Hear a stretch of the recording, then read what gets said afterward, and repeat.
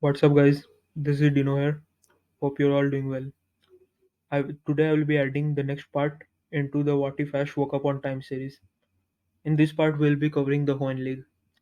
But before we begin this part, I would like to get a few things out of the way. Firstly, this will be a while before I add another part to this series. That being What If Ash Woke Up on Time. It's partly because this series is not my original creation, right? Enter the Union made this series first and followed by a lot of people. So you may say that I'm not as much motivated to make this particular series as I am with my own original creations.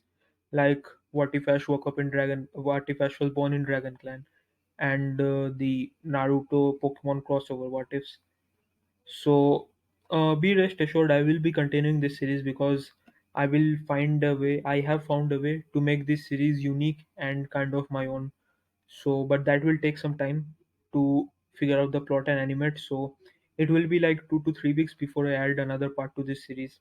So, what you can do in the meantime is you can be invested in my channel because I will be uploading the Dragon Clan story and the Naruto story more frequently.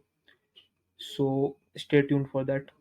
And if you like the videos, make sure to subscribe to my channel. I think we are at 281 subscribers, and you can unsubscribe anytime you want if you feel like the content is getting boring. So with that all out of the way, we dive right into the story. What if Ash woke up on time? The Hoenn League. In the last part, we saw Ash arrive at the Hoenn region and begin his journey to collect all 8 badges. In the end, he was able to, and in the process, capture a lot of new Pokemons and learn more innovative battling styles. Now we begin. Ash and his friends arrive at the site of the Evergrande Conference to participate in the tournament. And just like the original timeline, Ash decides to battle only using his Hoenn team.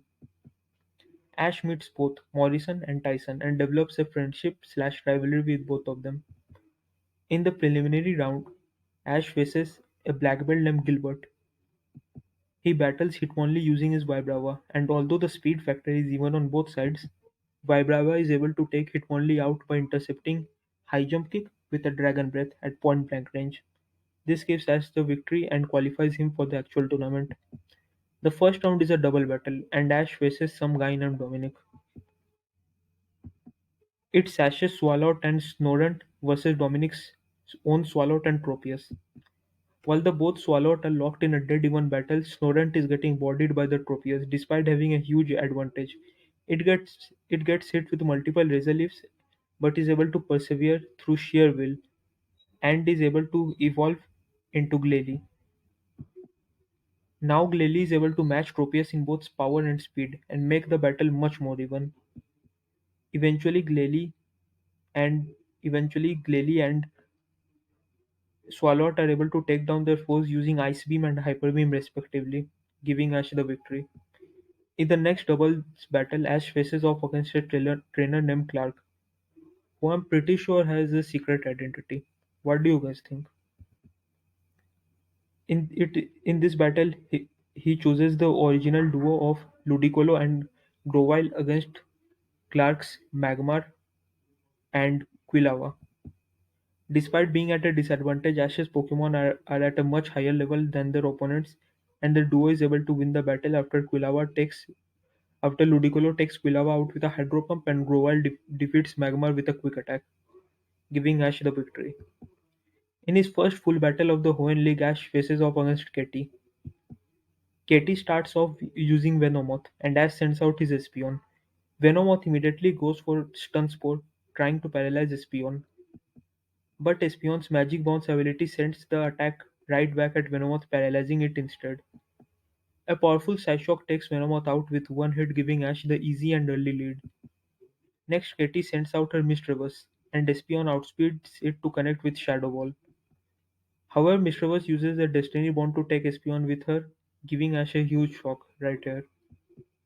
Ash sends out his Torkoal as his second Pokemon, and Katie sends out Dugtrio.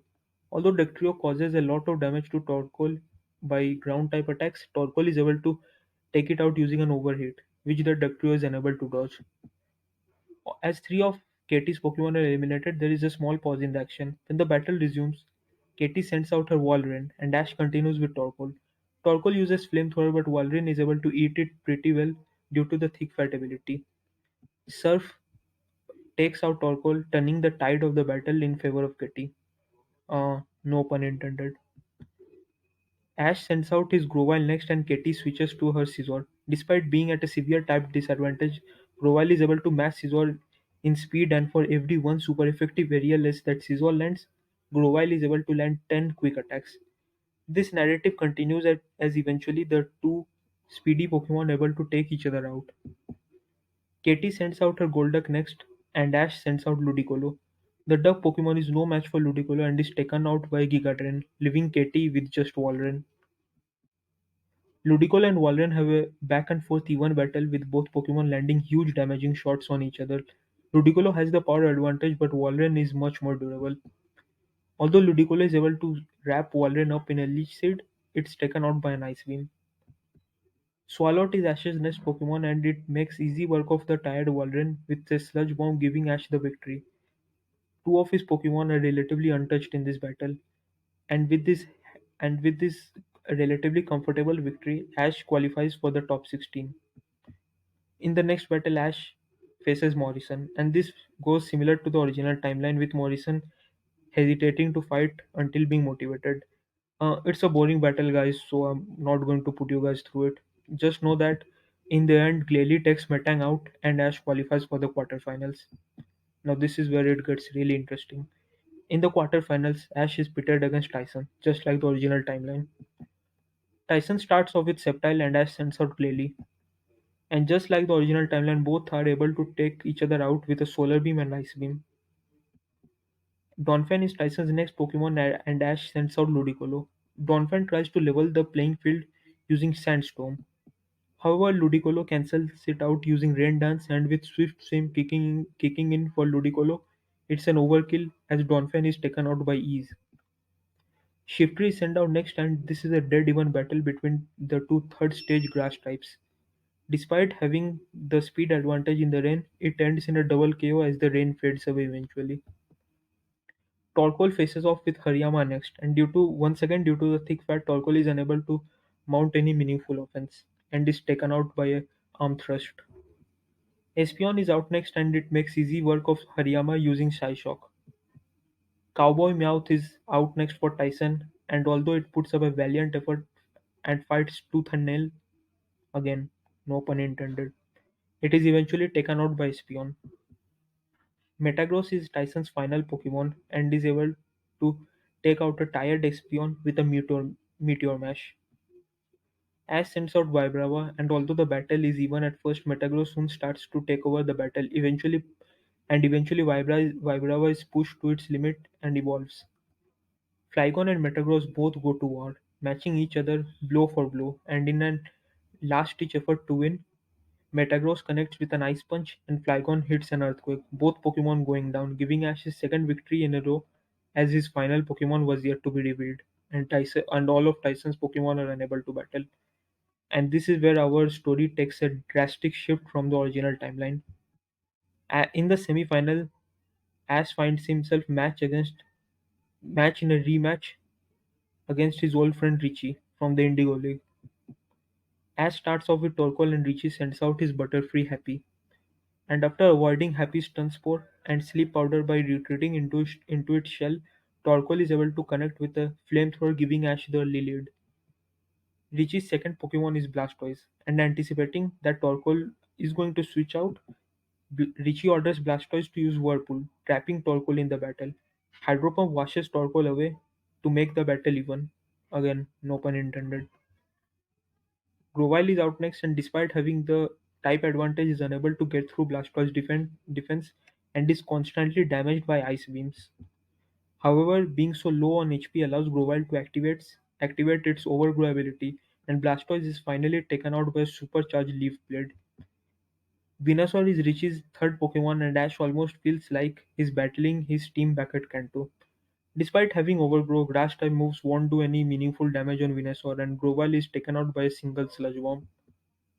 Ash sends out his Swalot next, and the two fully evolved poison types go to an epic war with rapid fire of Sludge Bomb on both sides. both being even in their power and output. A hyperbeam and solar beam collision takes both of them out as the crowd erupts in applause. Richie sends out his Tyranitar and Ash counters with Ludicolo. Tyranitar's Sandstream immediately conjures up a sandstorm.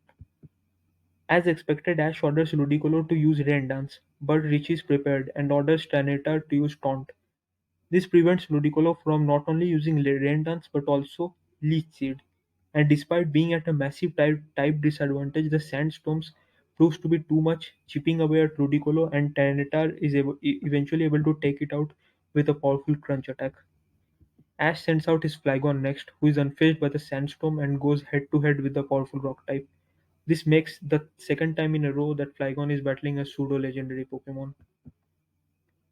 Learning from its battle against Metagross, Flygon is able to avoid most of the ice punches by Tyranitar and is able to take it out using an earthquake attack, making the battle even once again as the sandstorm finally stops.